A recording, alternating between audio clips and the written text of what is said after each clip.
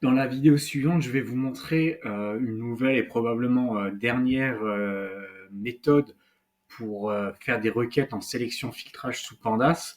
Et donc elle s'appelle point. C'est une méthode ici parce qu'elle est entre parenthèses, donc point query. Mais juste avant de basculer sur celle-ci, je voulais juste vous faire un récap sur ce que je vous ai expliqué depuis le début de mes vidéos. Et vous allez comprendre pourquoi c'est un peu compliqué de prendre en main un Pandas, parce qu'en fait, c'est pas forcément toujours instinctif, surtout pour la partie filtrage. Je vais vous montrer quelques exemples pour vous montrer à quel point c'est pas forcément intuitif et pourquoi il faut créer un cadre. Et je vais vous expliquer pourquoi moi j'ai créé un cadre et que c'est à partir de là que j'ai réussi à bien m'en sortir avec Pandas. Je vais vous donner un exemple donc avec toujours le même data frame, un DF Ozone. Voilà. Et je vous ai dit que si on ouvrait des crochets et qu'on mettait le nom d'une colonne, n'importe laquelle, donc je vais par exemple prendre vent, je transformais mon data frame en série avec uniquement les informations concernant la colonne vent. Donc on pourrait se dire qu'en ouvrant juste en ouvrant des crochets sans faire un appel préalable avec un point lock ou un point iLock, c'est uniquement pour les colonnes. Et en plus, je sais que je peux, avec la même demande ici, faire un appel pour plusieurs colonnes. Dans ce cas-là, je les rentre dans une liste. Donc là, je vais par exemple mettre vent et je vais mettre, je sais pas, ops. Donc là, j'en ai mis que deux, mais vous comprenez l'idée. Et donc, je peux faire ça. Et je vous avais expliqué dans les précédentes vidéos que, en gros, pour appeler plusieurs colonnes, vous avez en gros deux solutions. Soit vous faites une appel en liste et vous listez le nom de vos colonnes, soit vous pouvez ici utiliser la méthode du slice. Donc, en gros, la méthode du slice, ça se fait sans crochet.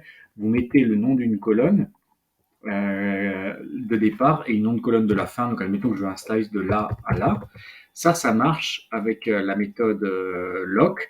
Ça marche aussi avec la méthode iLock si on met les numéros d'index à la place des labels. Mais là, c'est les labels de colonne, donc ça peut marcher avec le lock.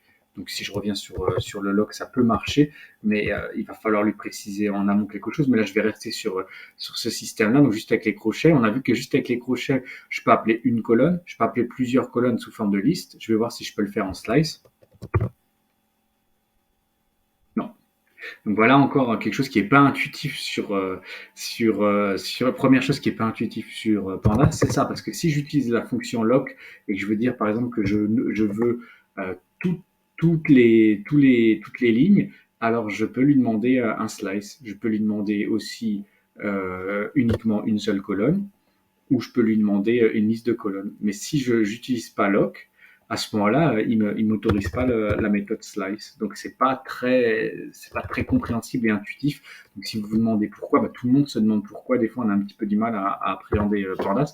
Ça, c'est la première chose avec l'appel en crochet. Hein. Donc, l'appel en crochet, à la base, on se dit c'est pour appeler des colonnes, mais on peut appeler donc une seule colonne. On peut appeler plusieurs colonnes sous format de liste, mais on ne peut pas aller appeler plusieurs colonnes sous forme de slice, alors qu'on peut le faire en mettant avant un point lock ou un point iLock. Ça, c'est la première chose. Ensuite, deuxième chose, les crochets ne sont pas uniquement pour les colonnes. Donc, par exemple, je peux mettre ici un filtrage. Je vais mettre filtre 1 ici. Je vais le mettre à l'intérieur. Et en gros, qu'est-ce que je lui dis ici? Je lui dis, tu vas me faire un data frame où tu vas filtrer toutes les colonnes vent qui ont le statut est. Donc en fait, qu'est-ce qu'on va aller checker ici? On va checker les valeurs à l'intérieur du data frame. Donc on ne fait plus une sélection sur les colonnes, on fait une sélection sur les valeurs. Donc là, j'exécute et il me le sort bien. Donc il va me mettre tout ce qui est en est. Donc on pensait au départ qu'en ouvrant des crochets, on avait un système uniquement pour les colonnes. Eh ben non, en fait, on n'a pas un système uniquement avec les colonnes, parce que pour le système de filtrage sur les valeurs, ça peut aussi se faire sur crochet. Donc ça prête encore plus à confusion. Et je pourrais terminer avec la dernière confusion. Il y en a d'autres, hein, mais celle que j'ai listée ici, c'est mon filtre 2. Ce filtre-là, et ce filtre en dessous est exactement identique, il va me donner le même résultat. Pourquoi? C'est simplement la différence ici. J'ai fait une appel de colonne avec crochet, guillemets et le nom, et je peux faire aussi un appel en df ozone point et le nom de la colonne sans guillemets. Donc encore une autre confusion, puisqu'on a deux méthodes différentes qui ne fonctionnent pas de la même manière. Celle-là est plus limitée.